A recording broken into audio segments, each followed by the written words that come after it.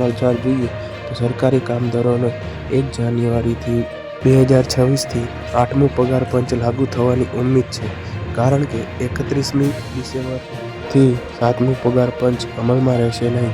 જાન્યુઆરીથી કેન્દ્રીય અને રાજ્ય કર્મચારીઓને મોંઘવારી ભથ્થામાં વધારો મળશે, જેનાથી તેમના પગારમાં પણ વધારો થશે. હરિયાણા જેવા રાજ્યોમાં પાર્ટ ટાઈમ અને દૈનિક વેતન કામદારો માટે લઘુત્તમ વેતનમાં વધારો કરવાનો નિર્ણય લેવામાં આવશે. જોકે આ કોઈ પાકી ખબર નથી. આ માત્ર સોર્સ દ્વારા મળેલી માહિતી પ્રમાણે અનુમાન લગાવવામાં આવે છે.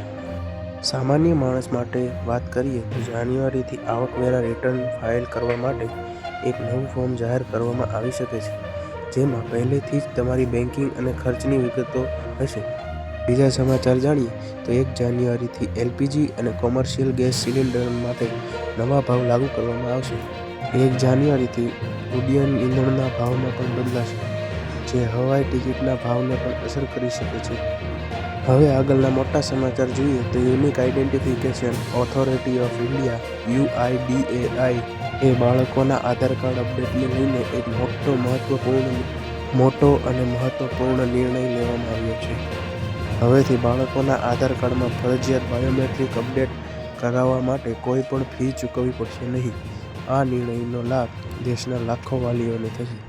તો હવે બાળકોના આધાર કાર્ડ બાયોમેટ્રિક અપડેટ કરાવવામાં કોઈ પણ ફી ચૂકવવાની રહેશે નહીં. ગુજરાત સરકારે મોટી કાર્યવાહી હાથ ધરી છે.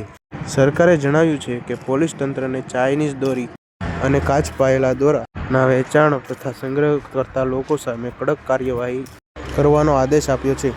સરકારના એક રિપોર્ટ મુજબ 11 નવેમ્બરથી 10 ડિસેમ્બર સુધી 100થી વધુ ફાઇલો નોંધી છે. સરકારે ગેરકાયદેસરની કાર્યવાહી ચાઇનીઝ દોરી વેચાણ કરતા વિક્રેતાઓ વિરુદ્ધ કરી છે. તો ચાઇનીઝ દોરીનું વેચાણ કરતા અને કાચ પાયેલી દોરીનું વેચાણ કરતા વેપારીઓને કડક સૂચના આપવામાં આવી છે.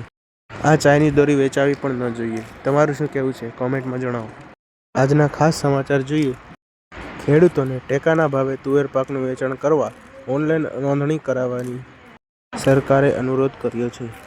તે વિશે વધુ જાણીએ તો ખેડૂતોને ટેકાના ભાવે તુવેર પાકનું વેચાણ કરવા અનુરોધ કરતા મંત્રી વાઘાણીએ કહ્યું હતું કે તુવેરની ટેકાના ભાવે ખરીદી કરવા માટે રાજ્ય તમામ જિલ્લાના ખેડૂતો આગામી તારીખ 22 ડિસેમ્બરથી 21 જાન્યુઆરી 2026 દરમિયાન ગ્રામ્ય કક્ષાએ ઈ-ગ્રામ કેન્દ્રો ખાતે આધાર ઓથેન્ટિકેશન અથવા ફેસ ઓથેન્ટિકેશન દ્વારા VCE મારફતે ઈ-સમૃદ્ધિ પોર્ટલ પર ઓનલાઈન નોંધણી કરી શકશે. જે તમામ ખેડૂતોએ નોંધ લેવી. ખેડૂતોને તુવેરના પાકને વેચાણ કરવાનું હોય તો 20 ડિસેમ્બરથી 21 જાન્યુઆરી સુધી ઓનલાઈન નોંધણી કરાવી શકશે.